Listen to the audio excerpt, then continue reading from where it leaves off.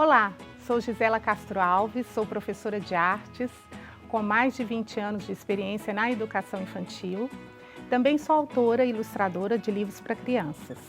Eu gosto muito de trabalhar com literatura em sala de aula, de criar propostas que possibilitem a criança explorar a relação entre imagem e palavra.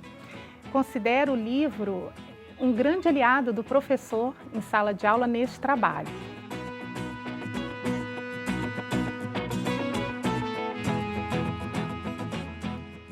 Quem mora nessa casa?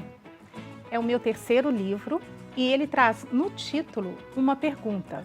Essa pergunta vai se repetir no decorrer da narrativa, sempre introduzindo uma cor diferente, sempre apresentando uma cor diferente que a criança vai poder identificar aqui na casa também.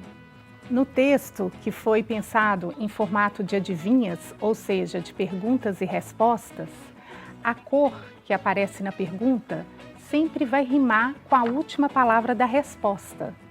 Então, o professor também tem a possibilidade de trabalhar em sala de aula as rimas, explorando aí o desenvolvimento da consciência fonológica da criança. Nessa história, a criança vai descobrir um mundo de fantasia, cheio de cores, rimas, números e personagens.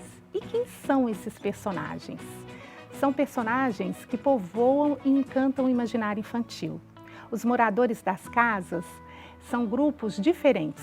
Nós temos monstros, vampiros, bruxas, gênios, extraterrestres, piratas, enfim. Em cada casa, um grupo diferente de personagens que aparecem de forma sequencial de 1 a 10, compondo um número diferente de moradores. Por exemplo, na primeira casa a gente vai ver um gênio, na segunda, 2 extraterrestres, na terceira, 3 super-heróis e daí por diante até chegar a 10 personagens na última casa.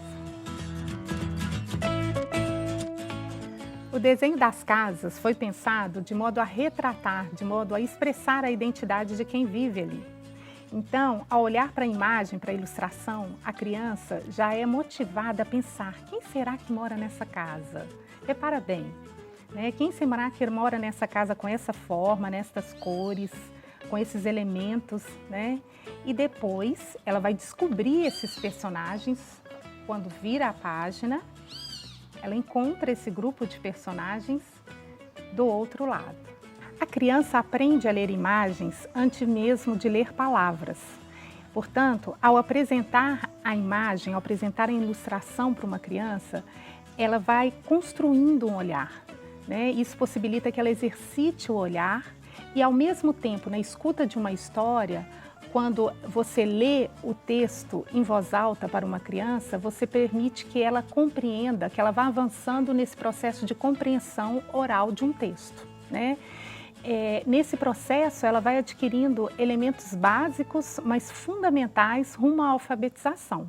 Ao apresentar os personagens, as crianças devem ser motivadas a explorar o desenho, né, a imagem deles visualmente, mas também a explorar a noção de quantidade, né? Aos poucos, ela pode ser estimulada no decorrer da história a realizar a contagem dos personagens, que sempre vão aparecer nessa sequência de 1 a 10.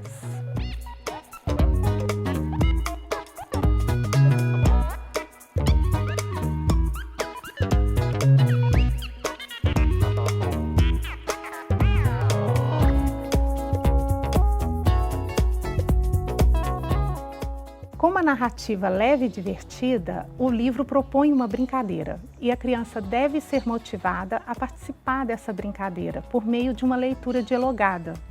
Dessa forma, nesse processo, ela vai adquirindo os elementos essenciais para a futura alfabetização.